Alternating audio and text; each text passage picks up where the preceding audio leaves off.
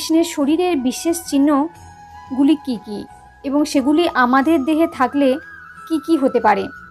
এ ধরনের চিহ্ন যদি একজন ব্যক্তির শরীরে থাকে তবে তিনি অবশ্যই বিশ্বের সবচেয়ে সুখী, সুস্থ এবং ধনী মানুষ হতে পারেন। এবার চলুন দেখে নিই চিহ্নগুলি কি কি। অর্ধচন্দ্র। কথিত আছে শ্রীকৃষ্ণের পায়ের তলায় অর্ধচন্দ্রের চিহ্ন ছিল। এই অর্ধচন্দ্র ভগবান শিবের মাথায় সজ্জিত।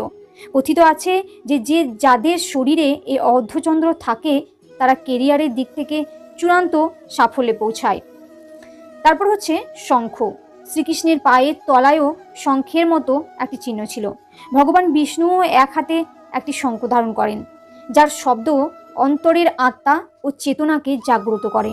শরীরে একটি শঙ্খের মতো চিহ্নকে জীবনের সাফল্য এবং সুখ এবং শান্তির প্রতীক হিসাবে বিবেচনা করা হয়। তারপর হচ্ছে